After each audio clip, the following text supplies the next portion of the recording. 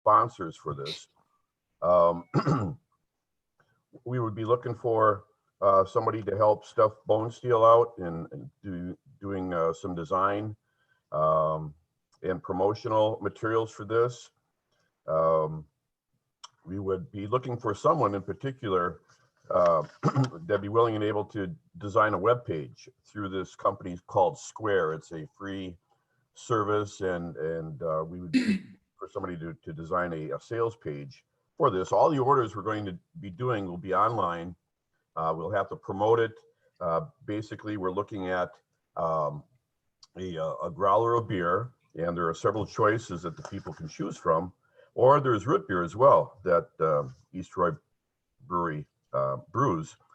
So the growler of beer and then 2 pint glasses with a logo on them saying something to the effect, Mukwonago Rotary Drive-Through Beer Garden 2020.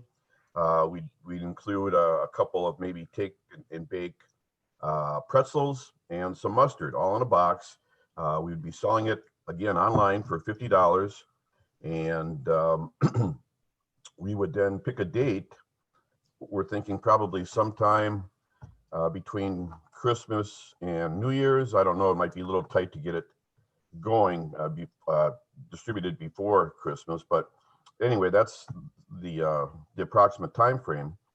And we would do it in a place, in a parking lot somewhere in Mukwonago, and people would drive through, they pick up their box and be on their way. So we would also need somebody to work to research and order materials like the pint glasses, the pretzels, the mustard, and then of course we would need all the club to help with coordinating the transportation of the boxes. We would probably have an assembly line production at the East Troy Brewery to pack the boxes once the orders are in, and then help distribute them in like, again, some parking lot in Mukwonago. So Dennis, what did we leave out? Well, maybe mention the fact that our costs would be under $20 perhaps for all the items, and that this could be a nice moneymaker for the club. Yeah, the nuns did it for about $20. They sold the boxes for $50. So and the couple times that they have done it, they've sold over 600 boxes. So we were thinking if we could just get orders for 100 boxes, I think that would be a good start. 100 boxes at approximately $30 profit per box. It's $3,000. That's a nice profit for this. So again, we're looking for some committee members. So please, if you have an interest or think you could help out in any of those areas, we'd appreciate you stepping up. Any questions from anybody? Maybe wasn't at the meeting last night, or we have to be creative and do it in a way that's quote friendly enough to this pandemic situation, and doesn't mean that we couldn't potentially do it in the future either. Once we kind of get it down, we know where to get the supplies. Just a matter of getting the word out. So yeah, good. All right, thanks guys, appreciate it. While we're talking about volunteers, Saturday, December 5th is Midnight Magic. That is still planned to be held unless something changes.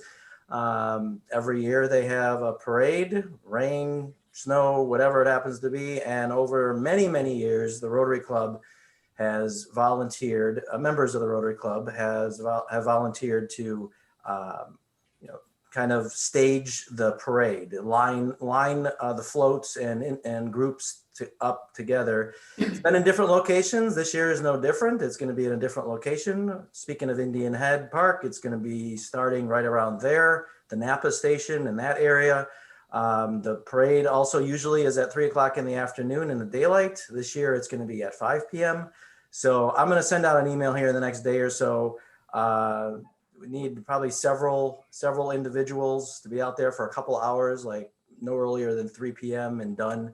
Once the parade is off, we head out like at 5. This would be like 5:15, 5:30 at the latest, to herd cattle, herd cats, whatever you want to say, and help with the chamber's efforts on the parade. So I will send out an email. If you can help, please respond back. And my goal is to get anywhere from 5 to 7 of us should be enough. I'm going to be coordinating with April at the chamber also with regards to more details on how that will work. We also typically during the holidays adopt a family or families. Usually we're meeting in person and we kind of deliver things, and it's easier to coordinate with the food pantry and such. But you know, given that the next time we meet like this will be December 5th, perhaps Greg, it'd be good if you just spent a minute or two and just kind of ideas. Maybe it's a little more toward gift cards and turkeys as opposed to everybody buying toys and everything for a 6-year-old boy and things like that. So we might need to go a little bit more toward gift cards and such, correct? You're on mute, Greg. You're on mute. There you go. Now you can hear me. Yeah, yeah. I have been in contact with the pantries, toying with the idea of supplying turkeys and a gift card, a $25 gift card.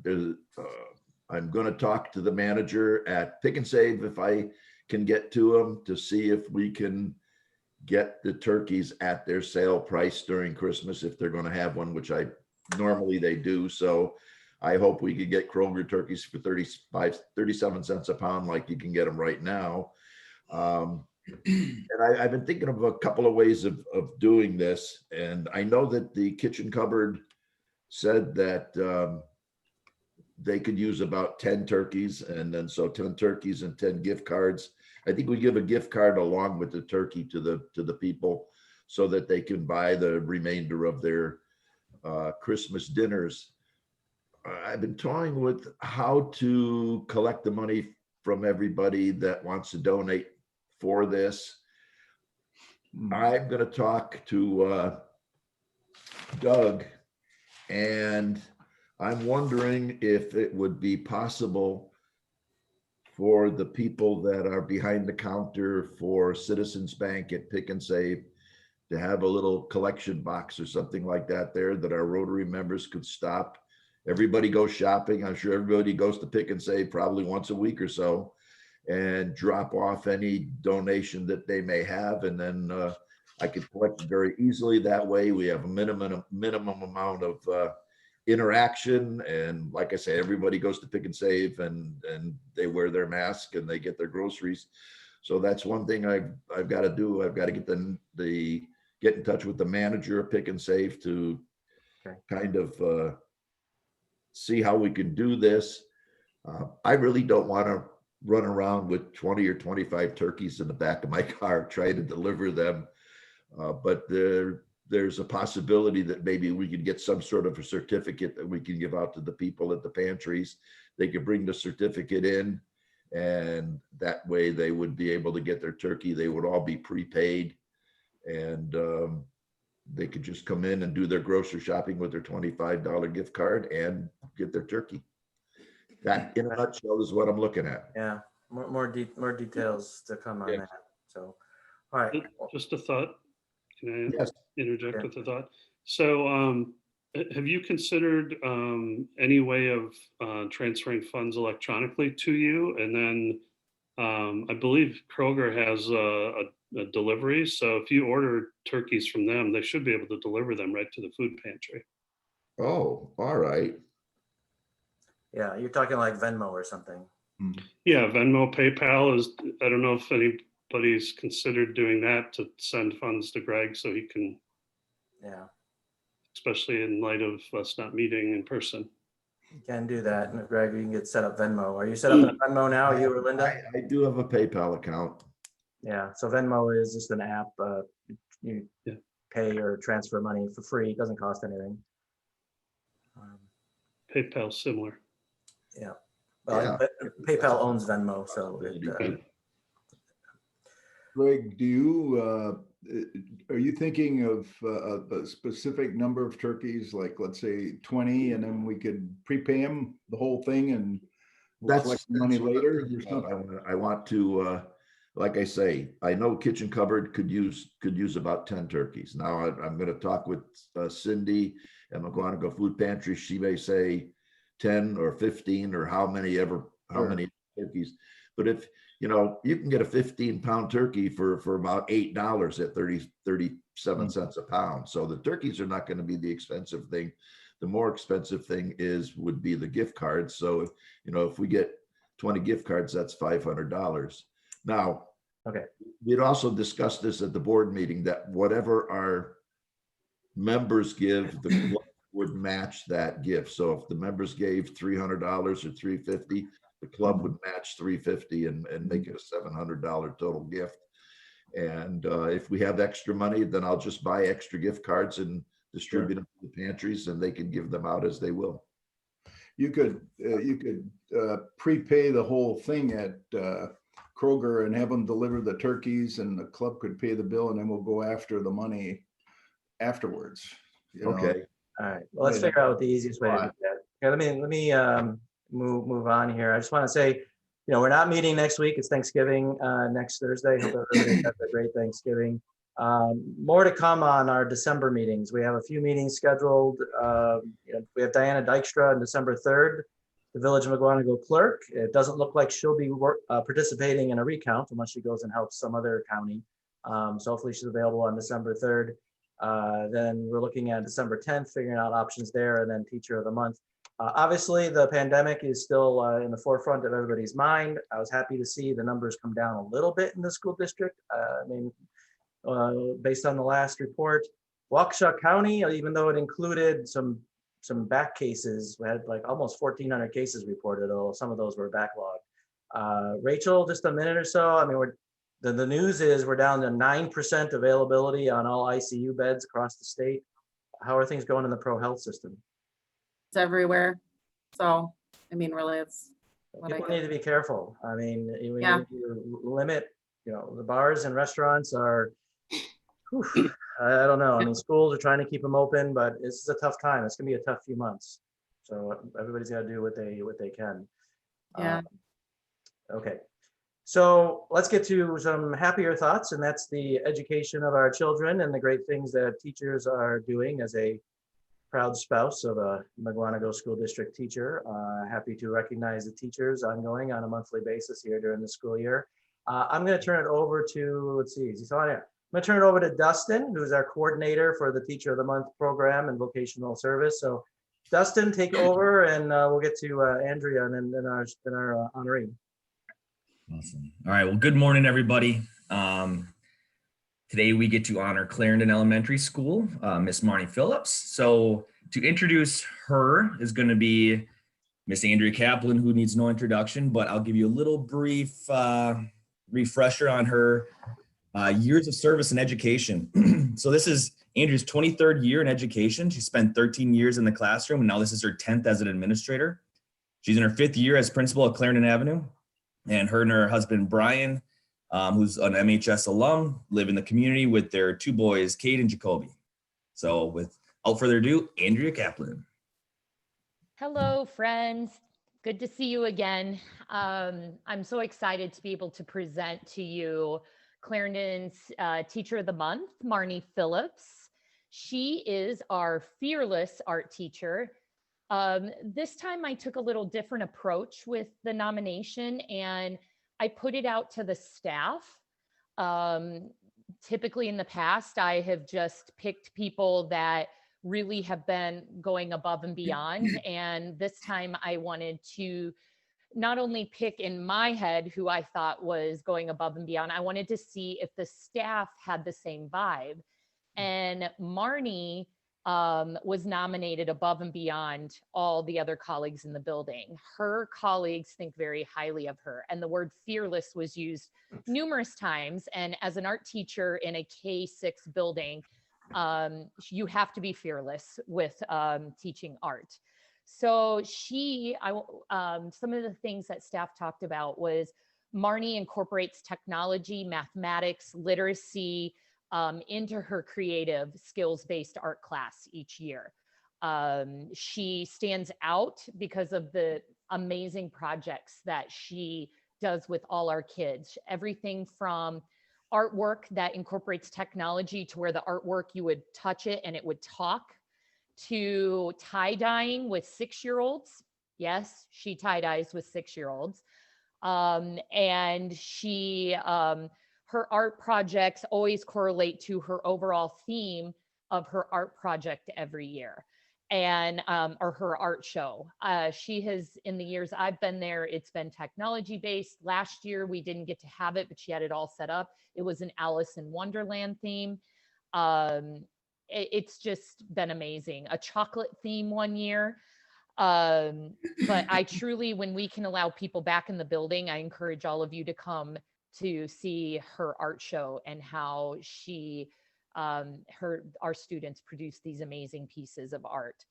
She is a person in our building who joins forces when needed. The first time I met Marnie, she said to me, "I just need you to say yes to everything I ask for, and trust me, it's for the good of the kids." That made me a little nervous 5 years ago, but I will say to you now, she comes to me, and before she even asks the question, I just say yes. And in return, she says yes to me. She has created photo booths. She does everything from bus duty. She helps with the Midnight Magic craft project every year. And she is just an all-around team player. She makes our school look bright and cheery.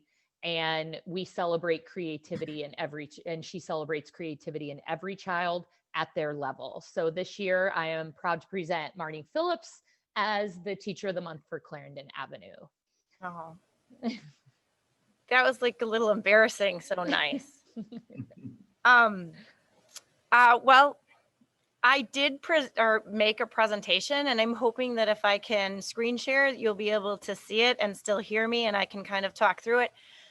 Because I'm a visual person and I teach so many visual activities, I want you to see a lot of pictures and things that are going on. And I have a cute couple videos, and I thought I'd just talk about a few things that are going on in my classroom. So I'm going to try the screen share. Let's see if it works. Let me know if it's not working. So, is this starting to work? Can you all see my screen? Yes, ma'am. Okay. Go for it. Okay, so if I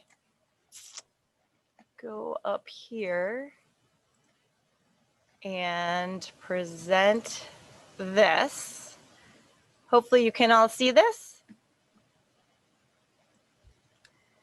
Yep, we're good. Okay. Yep. Perfect. Yep. So I just wanted to give you a little snapshot of some of the things that we do in the art program. I didn't really want to show you the art that we make because I can assume that you think, we're doing clay, we're doing tie-dye, we're doing all those things in the art program. I do a little bit of some of the stranger things that you might not think that we would do in an elementary program. We do glass fusing, we do needle felting, we weave, we do screen printing, we do I do light sensitive prints outside. So I do a variety of really fun activities in the classroom, but I thought I'd share with you some of the things that you wouldn't necessarily think that we do in the classroom. So again, my name is Marnie Phillips. I'm in my 20th year of teaching in the district. I'm also a graduate of Mukwonago High School. I live in the community. I have 2 boys in the school system as well. So this has been my hometown. I went to St. James Elementary School when it was there for 8 years as well. And my family, we're all born and raised here. So I thought I'd share 4 really quick little things that are more than the making of art. So let's start with technology integration. I do a ton of technology in the classroom. My master's degree is in instructional technology. So we do a lot of really crazy things. And I always laugh because with my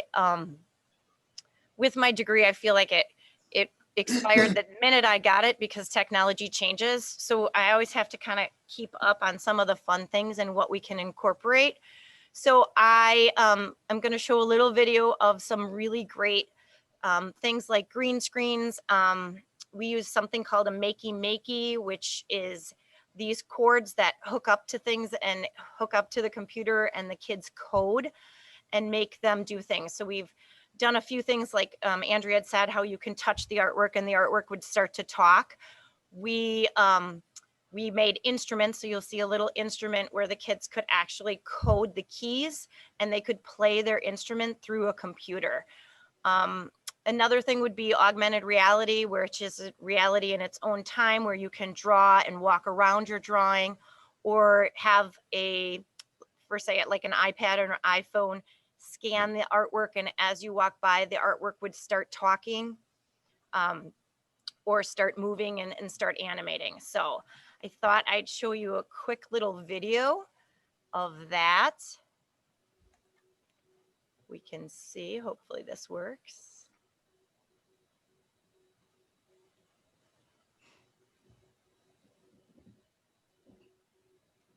So this would be the augmented reality where you can walk around the drawings. And we did this during our virtual teaching and lockdown. So that's why it's in my front yard.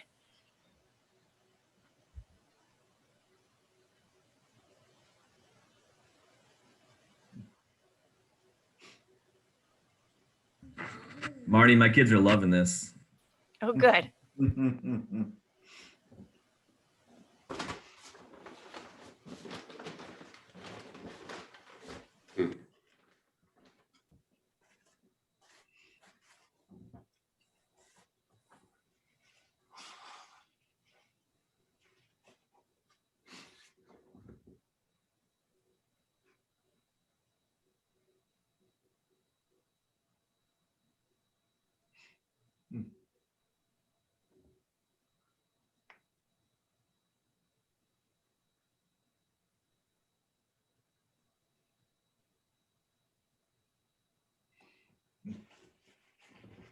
So these are actually holograms. If you use a little viewer on top of an iPad, they actually pop out of the iPad.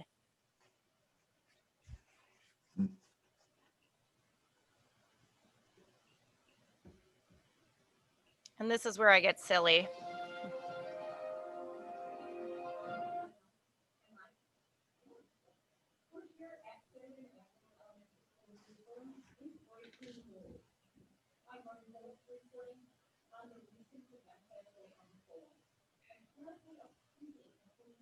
I don't think we're hearing the audio.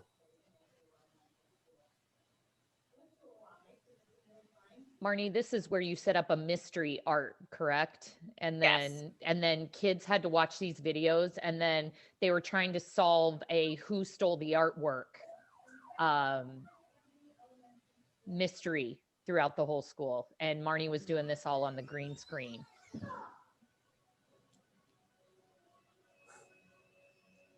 So we played these during the art month. It was really, the kids were all over it. And then it was a staff member that stole the artwork, but the kids didn't know who.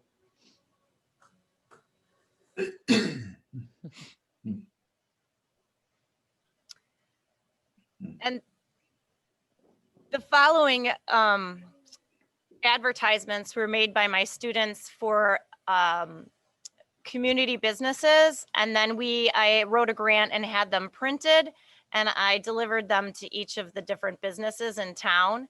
So they learned how to do some digital art and advertising for some of the companies in town.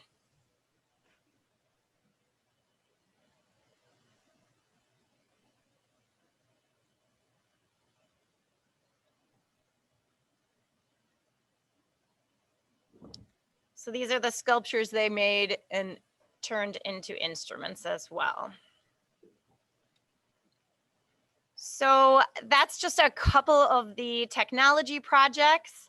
I did want to mention our art shows that Andrea had mentioned.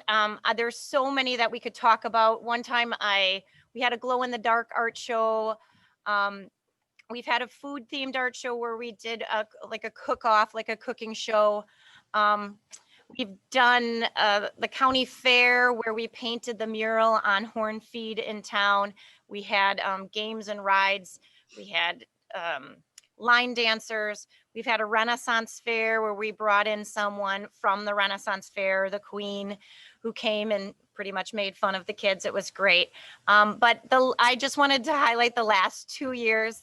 Last year we closed the week before our Alice in Wonderland art show. So what I did is in the fall, I put it up, even though we didn't have a big party, at least all the artwork was displayed for the kids and their hard work. And then last year we had an Iditarod themed show that was in correlation with a book that we read, which was Balto, and the kids really liked that. It was a great show. So I just wanted to show you, this is a really quick little video of some of the work that they did as well.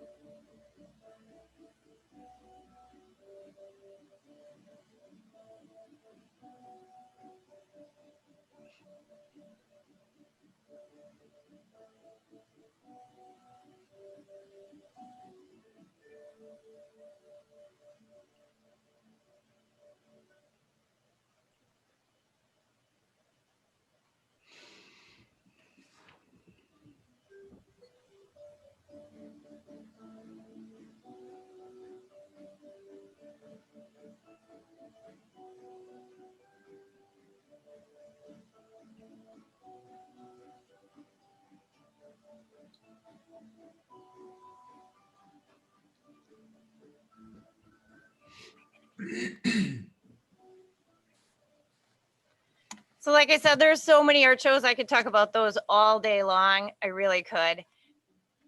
And then this is the fun part. When we went virtual, there was that challenge of trying to get the kids to make art with not necessarily any supplies at their house and yet keep them motivated to try to continue to do my projects.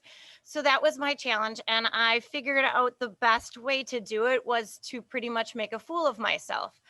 So every week I would present a video to them, and then after the video, they could watch their video lesson. But I really did make a fool of myself. So I thought I'd share with you that. You'll never look at me the same if you ever see me in public again after this. But the kids really, really liked it. And the parents actually really liked it a lot as well. So it starts out with this little video clip starts out with when I gave the kids the week off of work, and I redid Ferris Bueller's Day Off as my video.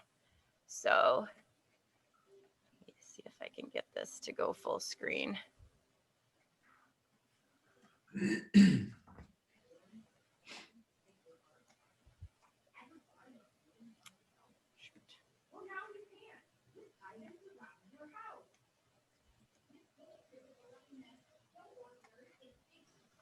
I can't get it to go.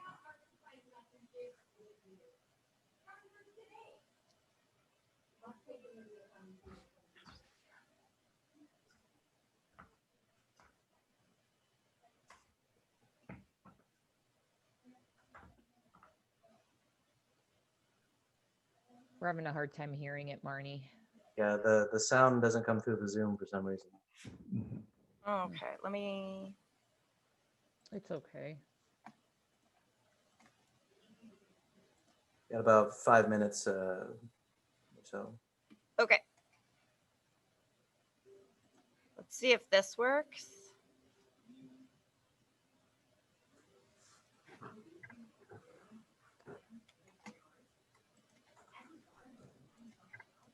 Nope. This is gonna need to be paused.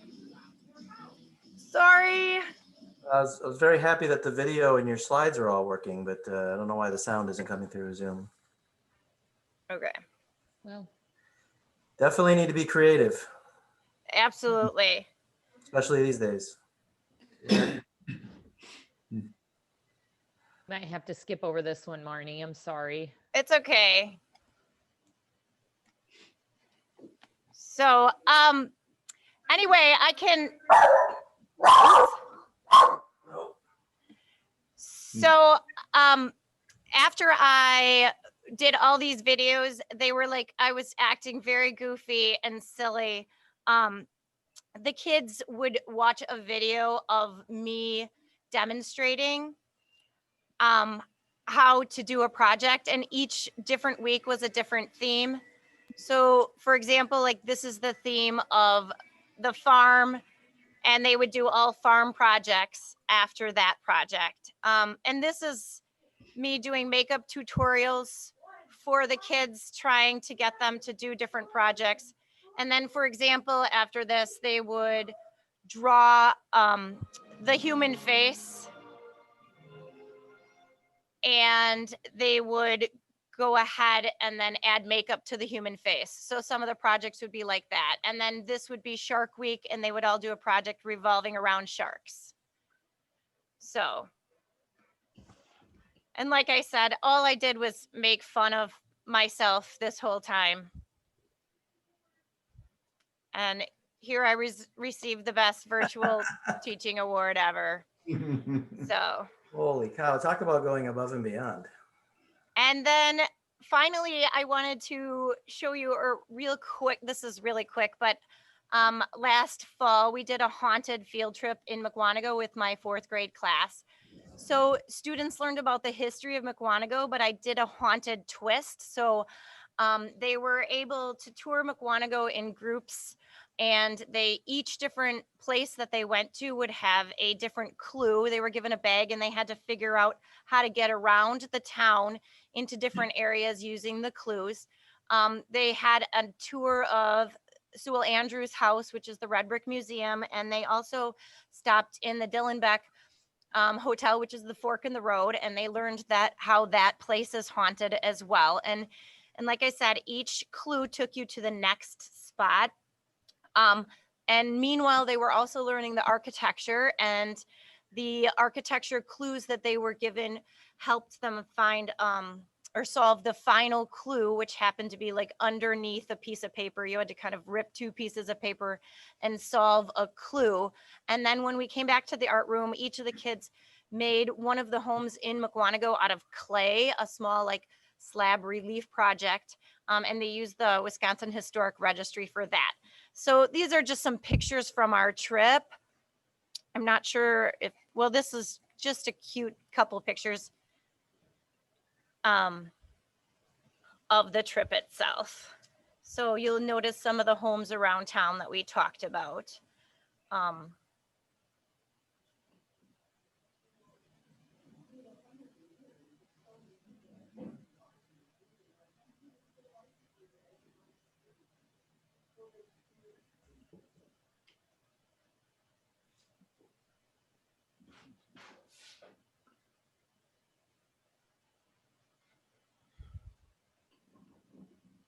And so you probably recognize some of those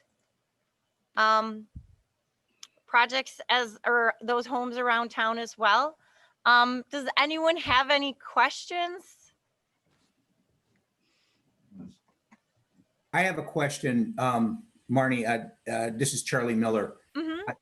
I know that over time, a lot of teachers have to put a lot of effort and materials into their classrooms, and sometimes it's covered by the school district and sometimes it's not. Heard stories of teachers putting their own money into things. You seem to do a lot of things with technology, but do you get full funding for a lot of these are amazing things you're doing, or are you putting some extra effort personally into this? Financially, I mean, we all spend a little bit of our own money, but most of the time I'm pretty good about writing grants. Our education foundation has been very, very generous for me personally. I think they like the idea that I do a lot of creative things and I'm trying new things, and I've received like probably over a dozen grants from them alone. Oh, wow. I also like there's things like those makeys. I'm pretty creative with how to get them. So I'll, send candy to the librarians across the district and see if they'll share theirs with me for a couple weeks while we do a project. And they're very generous too. We also, when we do like curriculum funding, a lot of the things I'm getting, we share in the art rooms across the district. So we have these big totes that we will, like, I wrote the grant for glass fusing and we put it all in a big tote. And because we're only doing that for a small portion of the year, we each share that. And that tote just travels from one school to another so that we can do a more wider variety and some really like more exciting projects for the kids by sharing those materials. Well, thank you for using the Ed Foundation. That's an organization I was part of, and it's near and dear to my heart. I would thank you because that has been a lifesaver with some of these projects. I would just make two last comments quickly because I know we're a little late. One is you and Andrea have such big smiles and such positive attitudes. In these days and times, it's refreshing because a lot of us are a little down. And when you see people like yourselves, smiling and bringing all these things, it kind of helps everybody. Thank you for that. Secondly, Jim, if we're looking for somebody to help us out with your drive-through beer garden, I think this lady would be perfect. And Andrea always says yes. And maybe we could even take some of the proceeds to go back to her for her project. So just a thought. Hey, I'd be happy to help. That sounds like a really neat adventure. And I'm excited about those concerts in the park. That sounds fantastic. Yeah, the village certainly hopes that they can all take place. And June 11th, I think, is the first one. So we can only hope that things are a lot better on June 11th than they are on November 19th. Charlie, I've got Marnie on the email list already. Sounds like you're busy. And I will You say, guys are going to cost me behind the scenes. Do you remember that? I'll just tell Marnie yes behind the scenes. My name's on it too, Andrea. what came to mind is the word art has taken on so many different iterations from technology to, other than I guess doing calculus problems, it could almost be anything. So anyhow, and you have to be creative and, be willing to put yourself out there like you are. So thanks for all you do for the kids. If we were in person, we would have presentations for you right now, but Dustin, you just want to address that quick? Yeah. So we're going to get you a certificate and also. And then we have a $25 gift card to David Allen Allen. So we'd like to buy you dinner some night. Oh, thank you. I really appreciate it. And I must say that this is by far the best Rotary meeting that my kids have ever been a part of. They've seen quite a few. Dustin, bring it by and we'll take a picture and I'll tag Rotary in it on Facebook. That way we can still get our teacher picture. We'll get that. We'll figure that out. So, All right. Thanks for sharing all that with us. I'm glad mostly the technology all worked here and we were able to see your presentation and videos and all that. All right, we are a little bit over here this morning, but that's okay. A lot of us are working from home or retired. For those of us who are retired, but I have to go about 4 feet that way to my work computer. So I have a long commute ahead of me here. All right, so as we finish this meeting and as we leave and go back out into the world of life and work, Rotarians, of the things that we think, say, and do, let's remember to ask ourselves first: is it the truth? Second, is it fair to all concerned? Third, will it build goodwill and better friendships? Fourth, will it be beneficial to all concerned? That's our 4-way test. Everybody stay safe. Have a great, Dr. McKeever is at work, ready to go. I assume that's not for our benefit, the mask, but good luck. Everybody stay safe. Have a happy Thanksgiving and emails will be forthcoming. Take care, everyone. Happy Thanksgiving. Perfect. Same. Bye. Thanksgiving.